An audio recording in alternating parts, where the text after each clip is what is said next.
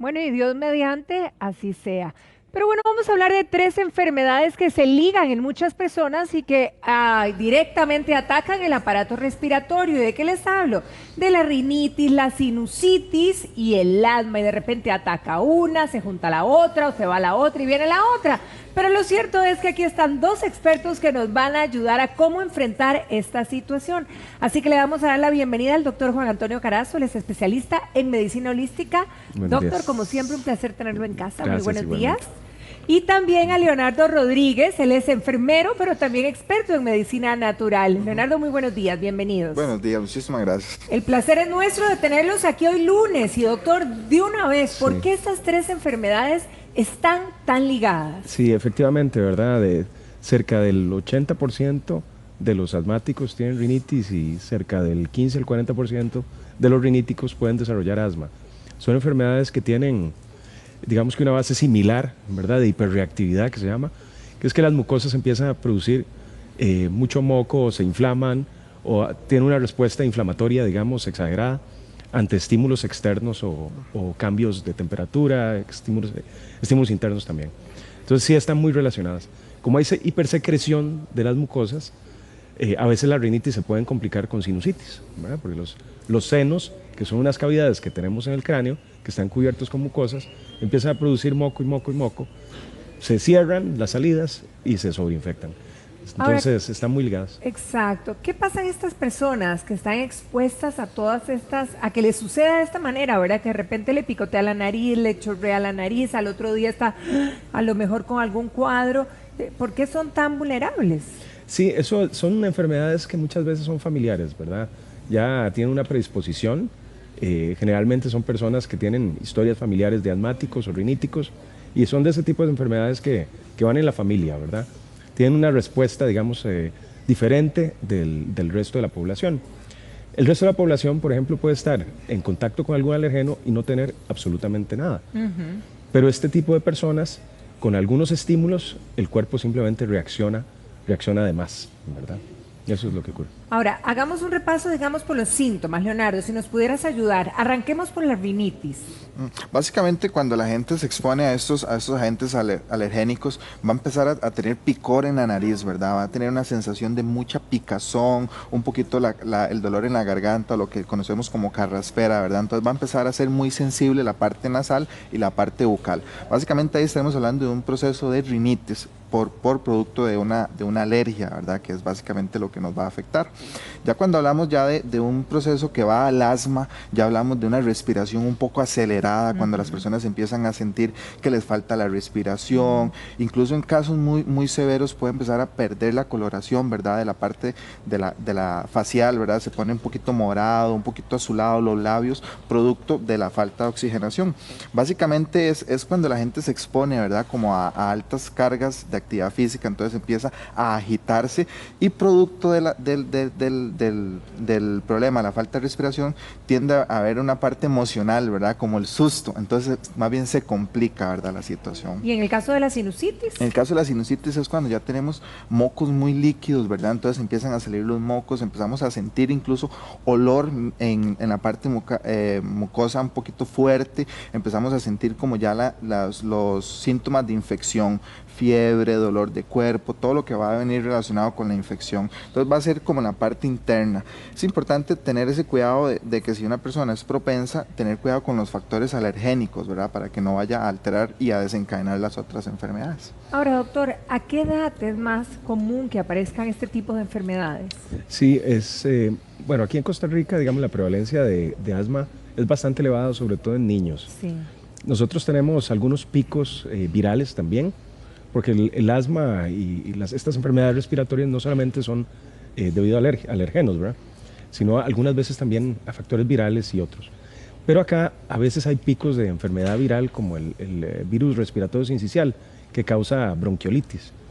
Eso sensibiliza a algunos niños y algunos de estos niños ya llegando a los 4 o 5 años ya empiezan con dificultades respiratorias y empiezan a ser más propensos a problemas asmáticos. Entonces en niños pequeños, 6, 7 años, digamos, la prevalencia aquí en Costa Rica casi ronda el 30%, es bastante elevado. Bastante alto. Ya después disminuye, ¿verdad? Con la adolescencia y algunas veces reaparece en personas ya mayores, después de generalmente infecciones virales. Entonces vuelven a tener un poco los síntomas que tenían cuando niños. Algunas veces igual de intensos, otras veces un poco menos intensos, pero a veces se da. Ahora, por ejemplo, la gente que tiene, por ejemplo, una rinitis alérgica o los muchachos o niños que empiezan con estos cuadros, ¿pueden luego desencadenar en asma? Sí, entre un 15 y un 40% puede ser que lleven al asma. No todas las asmas son alérgicas, ¿verdad? Pero sí, las personas que son asmáticas y además riníticas generalmente tienen cuadros que son un poco más severos, ¿verdad? Eso sí. Vamos por soluciones. ¿Y qué les parece si vamos por soluciones naturales y nos Claro que trasladamos allá a la mesa que ustedes bien nos formularon esta mañana? Se te cayó esto. Bien. Ay, ay, ay, ay, ay, ay. Se me cayó esto. No pasa nada. Ok, Leo, empezamos contando. Ajá. ¿Qué soluciones tenemos, por ejemplo, para asmáticos, ya que el índice en esta población es tan alto? Sí. Claro que sí. Bueno, hemos preparado un jarabe que podemos empezar a utilizarlo incluso antes de una crisis, ¿verdad? Es importante no tener que a una crisis para recurrir a la medicina natural, sino empezar a prevenir las crisis, ¿verdad? Una persona que es asmática puede utilizar un jarabe. Básicamente el jarabe podemos hacerlo con miel, rábano, jengibre, limón y equinacia. Ahora, ¿para qué sirve básicamente cada uno de los ingredientes? Bueno, el jengibre va a trabajar muy bien como antiinflamatorio, va a ayudar a despejar las vías aéreas. Lo que es el rábano tiene una propiedad que es antitusiva, que nos va a ayudar a controlar la tos. En este caso, uno de los problemas que desencadena una crisis asmática es precisamente la tos, ¿verdad? Con el rábano lo vamos a poder solucionar y vamos a utilizar un concentrado de equinacia que se llama Ultimate Equinacia, que vienen 3 tipos de equinacia, una equinacia pálida, angustifolia, y otra que se llama pálida, que lo que nos van a ayudar básicamente es como a proteger el sistema respiratorio, va a tener propiedades expectorantes, lo que va a decir un broncodilatador, para que haya un buen intercambio de gases en nuestros pulmones. Entonces básicamente eso lo que va a hacer es dilatar las vías aéreas para que haya una buena entrada y salida del aire, evitando una crisis asmática. Ok, pero ¿cada cuánto me tomo esto? ¿O en qué cantidad? Correcto. Esto vamos a tomarlo todos los días en las noches, una cucharadita de este jarabe. Lo podemos preparar y lo vamos a dejar 12 horas reposando para que la miel vaya a fermentar y a extraer los nutrientes de cada uno de los ingredientes. Vamos a estarlo tomando una cucharada por las noches, básicamente. Ahora, ¿cómo funciona la homeopatía? Porque la homeopatía suena poderosa en cuestiones alérgicas. En el caso del asma, doctor. Sí, efectivamente. El asma, como habíamos estado hablando, es multifactorial, ¿verdad? Hay algunas asmas que son alérgicas, hay otras que pues es una hiperreactividad, por ejemplo, a cambios de temperatura, a cambios de humedad, a cambios de presión, ¿verdad? Antes de una tormenta, por ejemplo, la persona puede empezar a sentirse apretado, ¿verdad?, del pecho. Entonces, dependiendo de esas características, porque la homeopatía es muy específica, así son los medicamentos que se utilizan, ¿verdad? Entonces, no solamente en la parte alérgica, esa respuesta digamos, exagerada del sistema inmunológico, sino también aquellos factores que pueden desencadenar una crisis. Entonces, hay distintos medicamentos que se pueden utilizar dependiendo de eso, ¿verdad? Igual el factor emocional.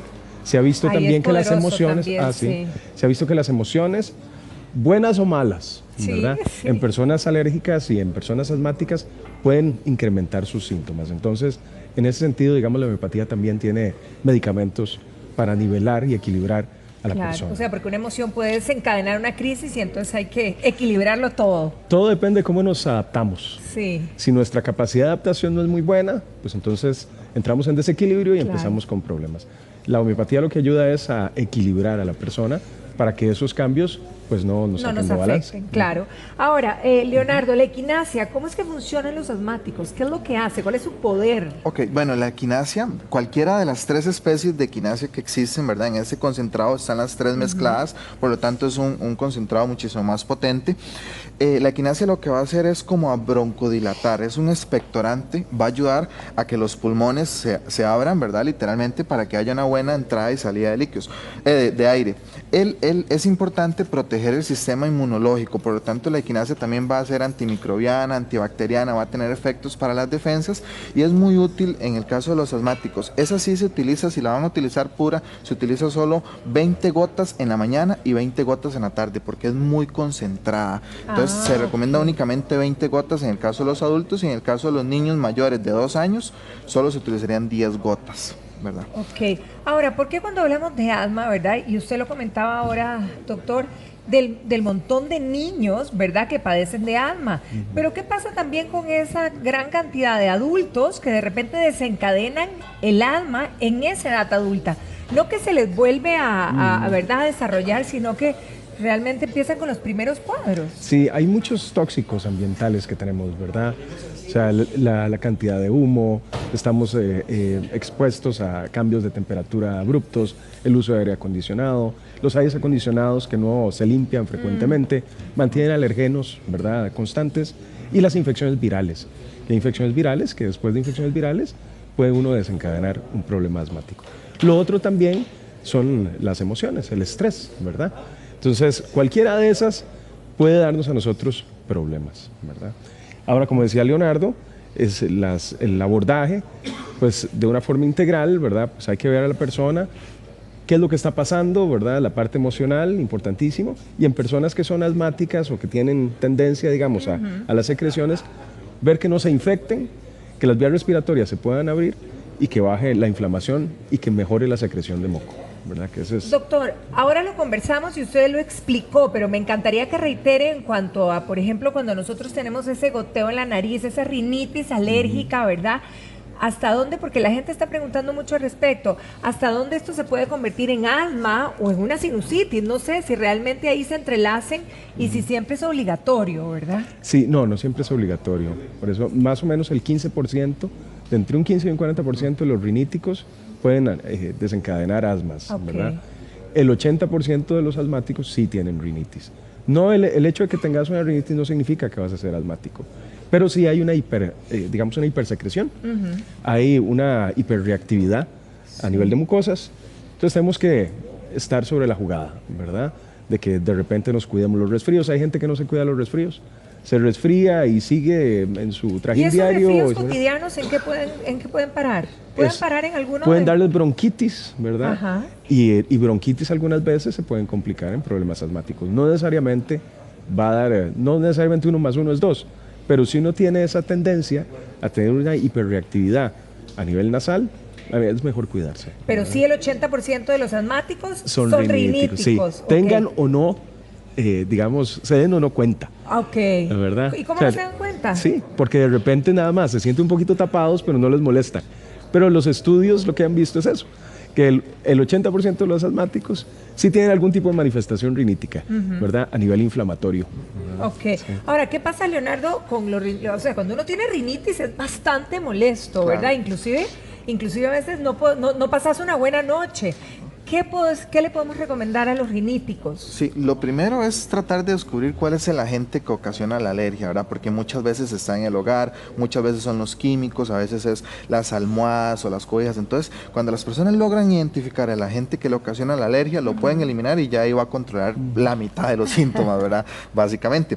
Pero podemos utilizar también ciertas infusiones que las podemos estar tomando durante la noche. Hay personas que tienen rinitis crónica, ¿verdad? Que constantemente están con el problema y el goteo nasal y la picazón y todo esto, y es sumamente molesto, ¿verdad? Estar trabajando. Entonces pueden estar utilizando una infusión que tiene ingredientes claves, ¿verdad? Como lo de la cúrcuma, la canela, el limón, y podemos utilizar algún concentrado, ¿verdad? Básicamente, la cúrcuma tiene una propiedad que se llama curcumina, que es antihistamínica, es decir, es contra las alergias. Esa es la que nos va a ayudar a controlar y a repeler las alergias. Entonces la cúrcuma se utiliza, ¿verdad? Vamos a comprar un pedacito de la raíz, la vamos a mezclar con la canela también, que va a tener propiedades relajantes, va a tener propiedades antiinflamatorias, va a tener propiedades antimicrobianas, también fortaleciendo la parte del sistema inmunológico.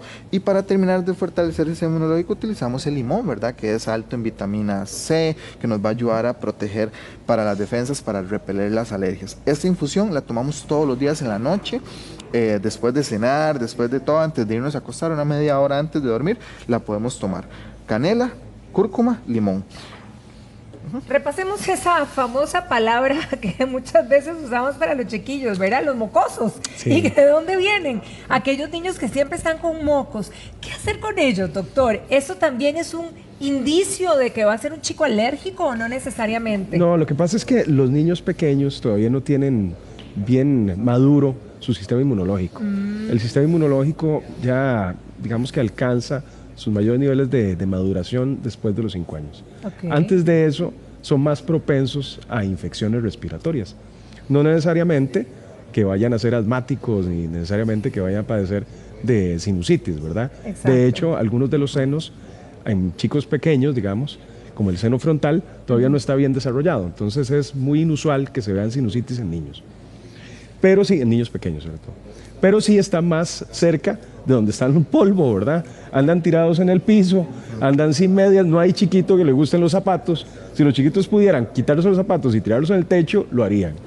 Todos los chiquitos quieren andar descalzos, les fascina andar chingoletos. Entonces es más fácil que se enfermen, ¿verdad? Entonces sí, son mocosos. O sea que sí. Así es. Sí aplica, pero bueno, hasta antes de los 5 pudiéramos eventualmente estar tranquilos si no hay un cuadro mayor. Exacto, Que es siempre hay natural. que cuidarlos, Ok. ¿verdad? Siempre hay que cuidarlos y como van al kinder, gracias a Dios, porque les van desarrollando un montón de cosas, pero también están en contacto con chiquitos que también están enfermitos, Sí. entonces se da más, ¿verdad? Ese tipo de cuadros. No necesariamente pues van a llegar a un asma, jamás de la vida, pero sí es más usual que padezcan de infecciones respiratorias superiores sobre todo y algunos cuadros, digamos, bronquíticos en algunos chiquitos.